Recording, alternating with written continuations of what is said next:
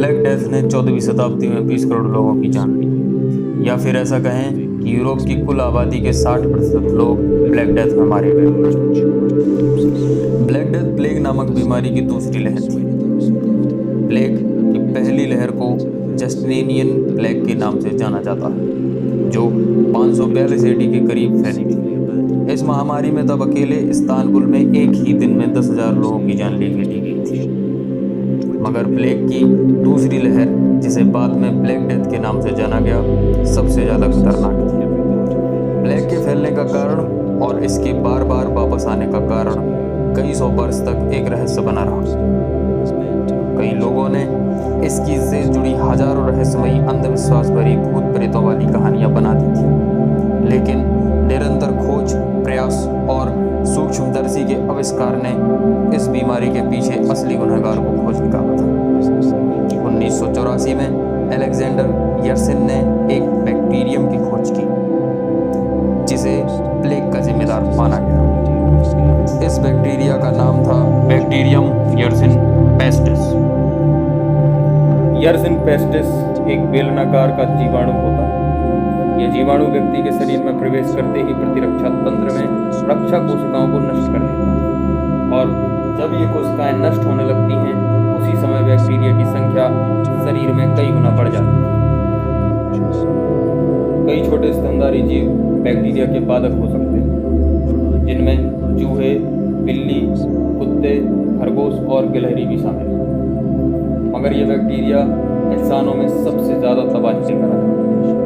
शहरी क्षेत्रों में इंसानों में सबसे ज़्यादा करीब रहने के कारण प्लेग का मुख्य कारण बताया गया है जेनेलिया जियोपीन नाम का एक पिस्सू, जो चूहे पर पाया जाता है। इसको प्लेग का असली जिम्मेदार माना गया।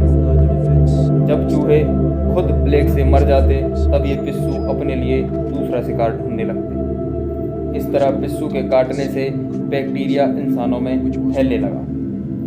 इसी बीमारी की शुरुआती लक्षणों में जुखाम, उल्टी, बुखार शामिल था।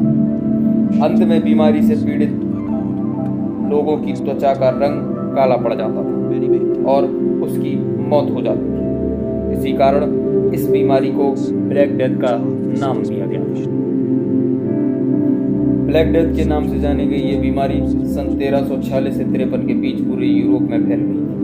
हालांकि इसका ये डरावना नाम कई सौ सालों के बाद रखा गया। यूरोप के लोगों के पास ब्लैक बॉडीज का अंतिम संस्कार करने ही एकमात्र काम रह गया था। सभी बड़ी चर्चों में गहरे गड्ढे खोदे गए थे, और जिन लोगों की मौत रात के समय होती, उनको बिना किसी अंतिम संस्कार प्रक्रिया के कपड़े में लपेटकर इन गड्ढों में फेंक दिया जाता था। मृतकों की संख्या इतनी ज़्यादा थी कि एक ही कब्र में कई डेड बॉडीज को दफनाया गया था।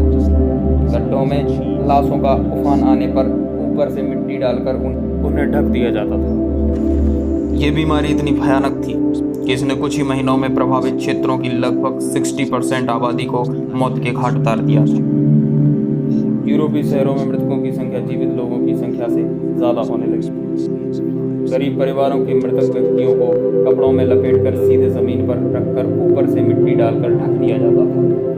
बाद में जंगली कुत्ते इन लाशों को लेकर शहरों में घूमते थे। कुछ लोगों ने अपने ही परिवार के 4 से 5 बच्चों को एक साथ दफन किया। यूरोप की हालत इस नरक जैसी हो गई थी। उस वक्त और उस हालात से लड़कर जीवित बचे लोगों ने कई कविताएं और कहानियां लिखी, ब्लैक डेथ की असली सच्चाई बताती। ऐसा माना जाता है कि प्लेग की शुरुआत सन 1334 में मध्य एशियाई देश चीन से हुई थी, जो कि बाद में प्रमुख व्यापारिक रास्तों से होकर 1340 तक पूरे देश में फैल गई। यूरोप में प्लेग की वजह से 25 मिलियन लोगों की जान गई, जिनकी संख्या पूरे महाद्वीप की जनसंख्या का 2/3 था। ब्लैक डेथ यूरोपीय देशों और शहरी इलाकों में कई सौ सालों तक अपने पैर जमाए रही। इसकी भयानक तबाहियों में 1665 की ग्रेट प्लेग ऑफ लंदन भी शामिल है, जिसने लंदन सिटी के अंदर 70,000 लोगों की जान ले ली थी। 1860 में एक बार फिर इस बीमारी से चीन में 10 मिलियन लोगों ने अपनी जान गंवाई। सन 1900 के शुरुआती दौर में मालवाहक जहाज़ों द्वारा ब्लैक डेथ उत्तरी अमेरिका, भारत और अफ्रीकी देशों तक पहुंच गया। और इससे इसने पूरी दुनिया में बहुत ज़्यादा कहर बरपाया। ब्लैक डेथ या ब्लूमोनिक प्लेग की शुरुआत चीन से हुई थी।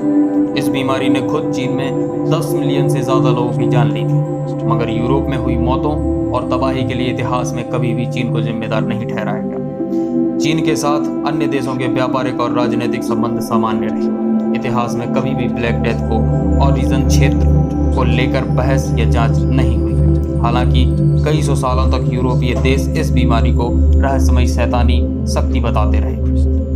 अगर ये वीडियो आपको पसंद आया है तो वीडियो को कीजिए लाइक, चैनल को कीजिए सब्सक्राइब और वीडियो को इतना शेयर कीजिए ताकि हमें मोटिवेशन और सपोर्ट मिल सके। धन्यवाद।